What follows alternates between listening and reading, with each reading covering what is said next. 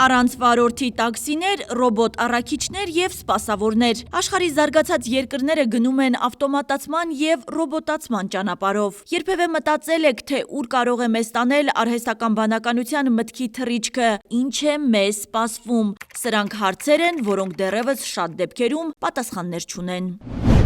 Սպասարկման ոլորտից մինչև կրթություն, բժշկություն, արհեստական բանականության գործիքները մեր օրերում կիրառվում են գրեթե բոլոր ոլորտներում։ Հիվանդությունների ախտորոշում, բուժման մեթոդիկա և նույնիսկ վիրահատություններ ռոբոտների օգնությամբ։ Վախենալ թե չվախենալ արհեստական բանականությունից միայն ժամանակը կարող է ասել։ Բժշկության ոլորտում արհեստական բանականության գործածումից միանշանակ վախենալ պետք չէ, ասում է Երևանի պետական բժշկական համալսարանի զարգացման և մարքեթինգի գծով պրոռեկտոր Խաչատուր Մարգարյանը։ Մոտարապես նույնպիսի իրավիճակ է ստացվում, որ կարծես թե վախենայինք ներքին այրման շարժիչներից, երբ որ դրանք նոր առաջացան։ Սա աջակցող գործիք է եւ պետք չի վախենալ դրանից, հակառակը պետք է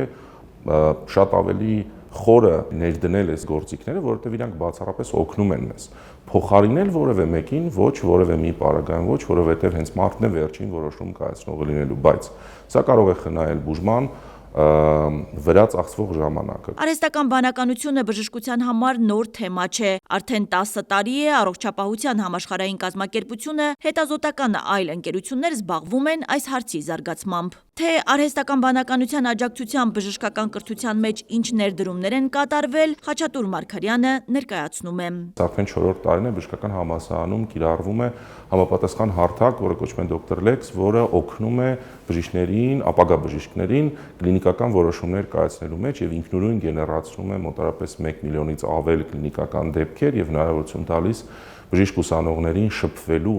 արհեստական բանականության հետ, որպես ռեալ պացիենտ, տալու նրանց հարցեր, լսելու նրանց գանգատները եւ այլն եւ այլն։ Խոսելով արհեստական բանականության առավելություններից, զրուցակիցս COVID-19-ի համաճարակի ընթացքում պատվաստանյութերի ստեղծումն է օրինակ բերում։ Հավատացած եղեք, եթե չլինեին արհեստական բանականության գործիքները, մենք նման արագ էֆեկտի հասնել չէինք կարողանա, որովհետեւ ԱԲ-ն կարող է օգնել բացառել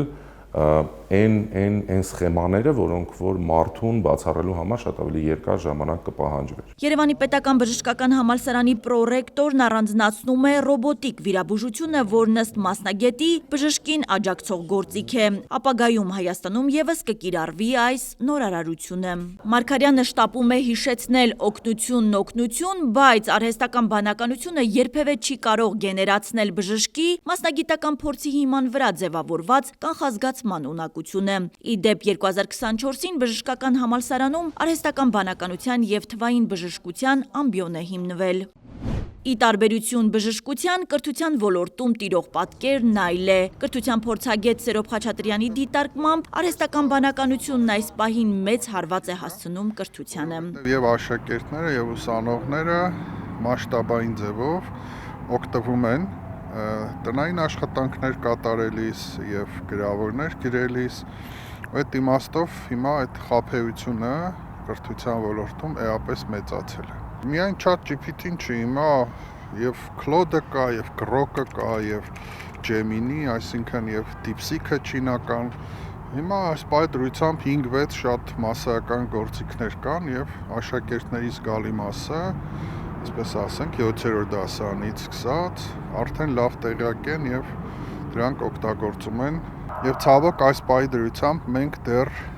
ոչ միայն ոչինչ չենք անում այս ուղղությամբ, այլ այս հարցը նույնիսկ չենք էլ քննարկում։ Իսկ ինչ պետք է անել խնդիրը շրջանցելու համար։ Պարզ առաջարկ անեմ։ Պետք է շատ ավելի մեծ տեղ հատկացնենք բանավոր պատասխաններին, որովհետեւ երբ որ աշակերտը գրավոր է գրում, ինքը կարող է կեղծել։ Բայց երբ որ դուք իրեն ասում եք արի գրատախտակի մոտ լուծի, եթե ինքը օգտվել է արհեստական բանականությունից, ինքը խնդիրներ է ունենալու, որտեղ չի հասկանալու այդ լուծումը։ Դրա համար հիմա օրինակ ես շատ կուզենայի, որ ավելանան բանավոր քննությունները, բանավոր հարցումները, որովհետև այս դեպքում դու տեսնում ես, երեխայի խոսելուց, հիմնավորելուց, դու զգում ես ինքը դա գիտի, թե օգտվել է։ Արհեստական բանականությունը կբերի նաև աշխատատեղերի կրճատման։ Հիմա աշխարհի զարգացած ստարտափ ընկերություններն աշխատում են մարդու գլխի փոխպատվաստման ուղղությամբ, ինչը կարող է մարդուն դարձնել անմահ։ Սա էթիկական հեղափոխություն է, որը կարծեք խաղ է Աստծո դեմ։ Հասմիկ Ֆարադյան, Բեն Անտոնյան, Կարապետ Կարապետյան, Արմալուր։